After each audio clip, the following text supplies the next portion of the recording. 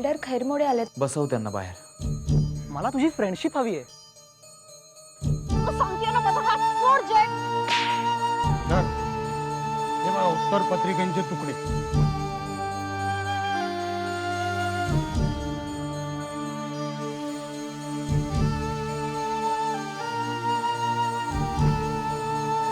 मला तुम्हाला जाब विचारायचा आहे. त्यासाठीही आधी माझी अपॉइंटमेंट घ्यावी लागते. हे म्हणजे कसं झालं माहितीये का अंतरा, आपण ना बस स्टॉपवर ताटकळत बसची वाट बघत खूप वेळ उभे असतो. खूप वेळ बस येत नाही. आपण स्वप्न बघायला लागतो की आता बस येईल ना, मी पटकन बसमध्ये चढेन. मी ना खिडकीजवळची जागा पकडेन. खिडकीतून मस्त गार हवा अंगावर येईल आणि मी शांतपणे बसून राहीन माझं उतरण्याचं ठिकाण येईपर्यंत. तेवढ्यात बस येते. आपण पटकन बसमध्ये चढतो. आपल्याला खिडकीजवळची जागा सुद्धा मिळते. आपण खूप खुश होतो. खिडकीतून थंडगार हवा अंगावर यायला लागते आणि आपला प्रवास सुरू होतो. नकळत आपले डोळे बंद होतात. तोच काळ आपल्याला वास्तवाची जाणीव करून देतो. पाऊस यायला लागतो आणि खिडकी बंद करावी लागते. आपल्याला जाणीव होते खरं स्वप्न किती क्षणभंगूर असतात.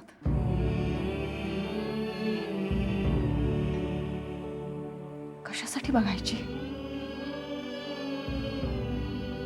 स्वप्न?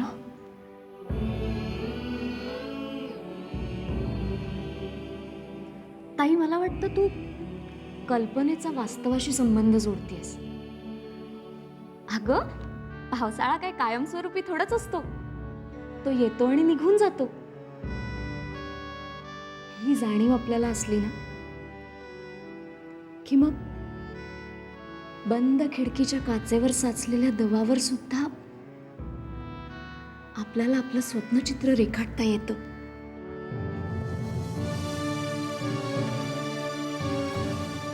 मला आता ती आशाही ठेवता येणार नाही.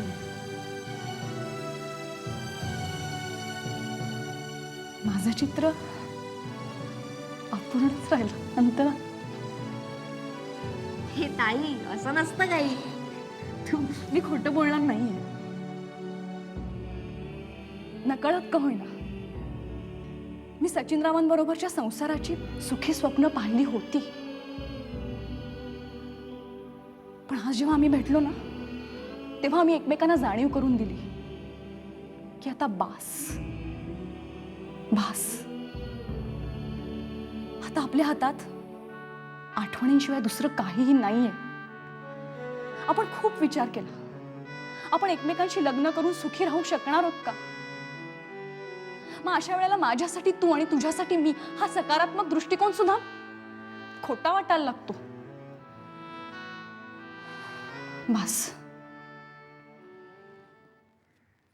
मला वास्तवाची जाणीव ठेवायलाच पाहिजे.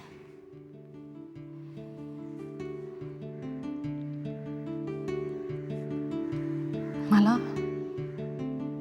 नशिबाला दोष वगैरे द्यायचा नाहीये. पण अंतरा, माझ्या सुरावटीतला साच हरवला.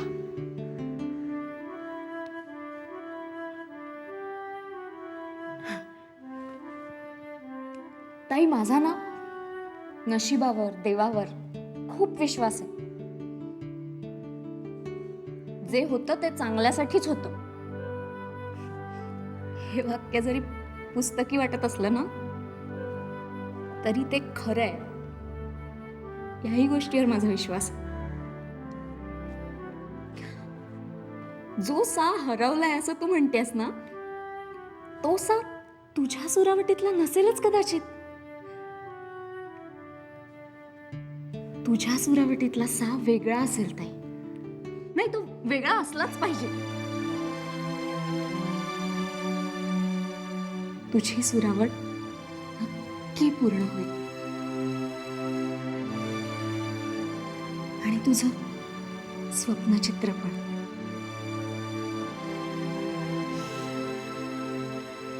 ताई, या पावसाळ्यानंतर येणारा हिवाळा तुझ्यासाठी गुलाबी थंडी घेऊन येईल.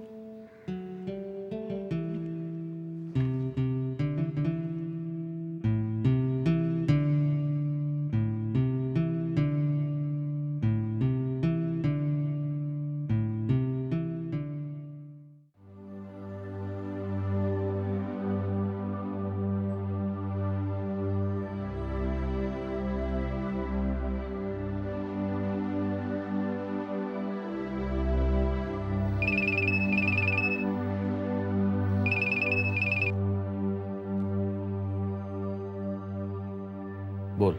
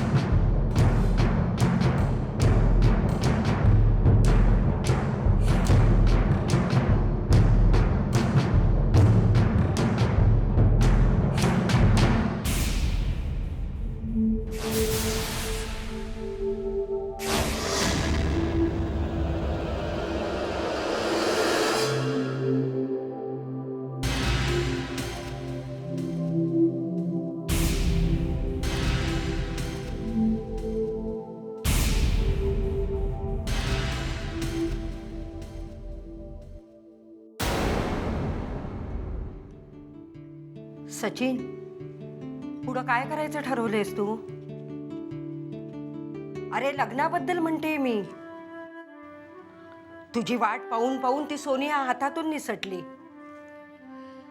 अरे बोल ना, गप्प का तू? काय बोलू आई? नाही, आयुष्यभर त्या आसावरीचीच वाट पाहत बसणार असशील ना, तर तसं एकदा सांगून टाक बाबा.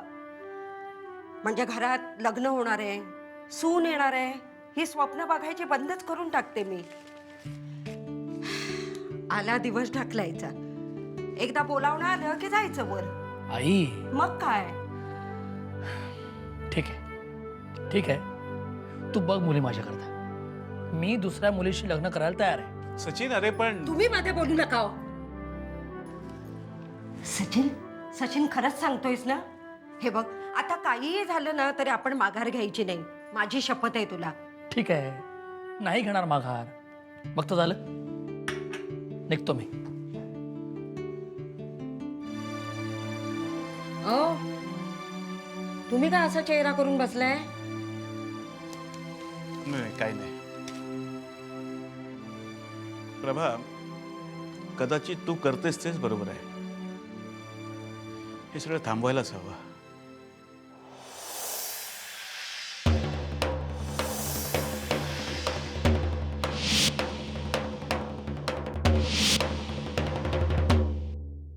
दादा, कुणीतरी उत्तरपत्रिका गहाळ केल्या यात शंकाच नाही. अरे कुणीच पाहिलं नाही, संशय तरी कुणाकुणावर घ्यायचा.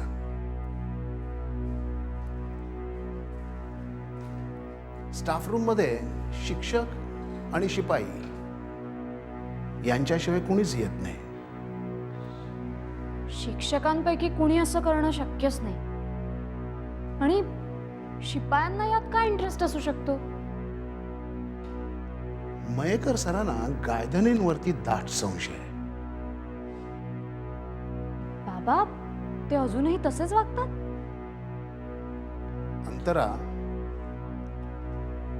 एवढं सगळं प्रकरण झाल्यावर सुद्धा स्वतःमध्ये काही सुधारणा करण्याऐवजी ते जास्तच चुकीचं वागतायत. सूडबुद्धीनं शाळेच्या कारभारात काहीतरी व्यत्यय आणतायत. माणसाचा मूळ स्वभाव बदलत नाही म्हणतात ना, तेच खरं आहे. असंच काही नाही आहे. काही काही अपवाद असतात. म्हणजे धनंजय, काल शाळेतून येताना तुझे ते हेडगेवार भेटले होते. ते सांगत होते त्यांचा कोणी माणूस तुझ्याकडे काही काम करून घ्यायला आला होता. तर तू त्यांना सांगितलंस की तुमचं बेकायदेशीर काम मी करू शकत नाही. त्यांनी पैसे देऊ करण्याचा प्रयत्न केला तेव्हा तू स्पष्टपणे नकार दिलास.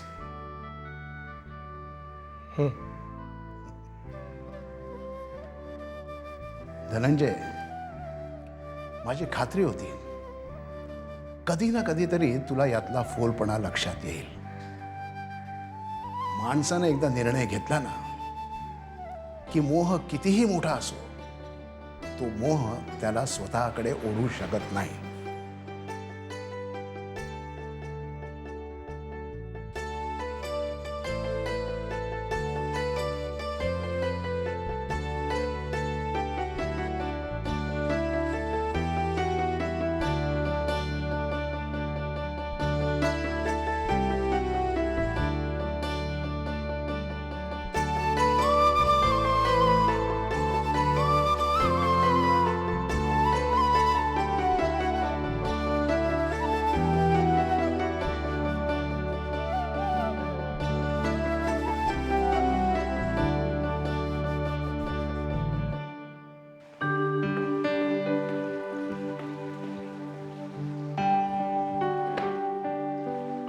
गुड मॉर्निंग माई.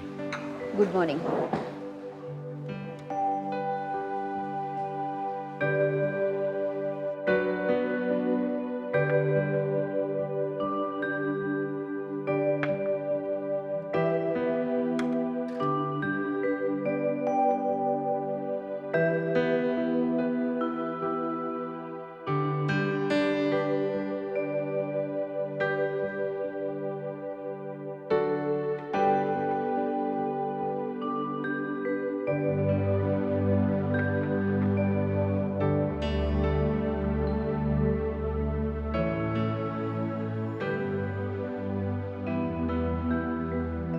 आदी कुठे आहे? तो काही कार्यक्रमासाठी जबलपूरला गेलाय.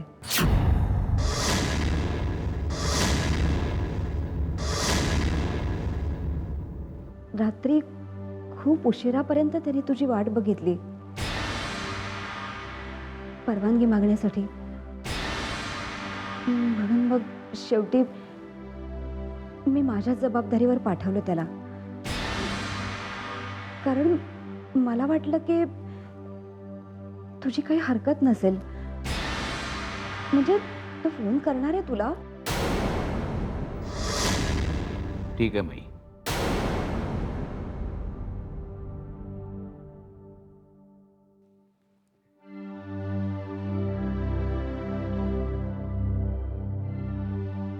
हर्ष, एक विचारू? दर महिन्याच्या या तारखेला न चुकता तू कुठे जातोस?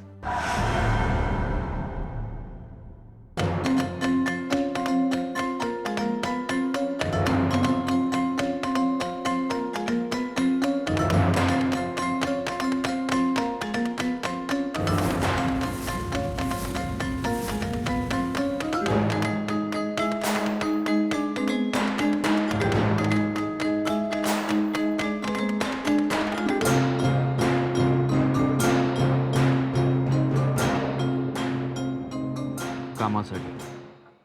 कामासाठी गावाबाहेर?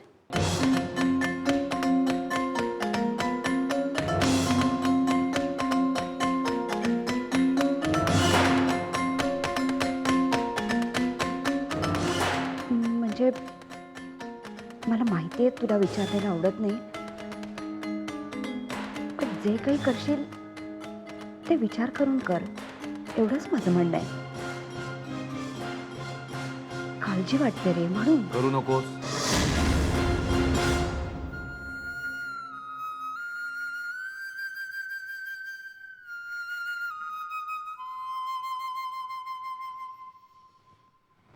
करू नकोस.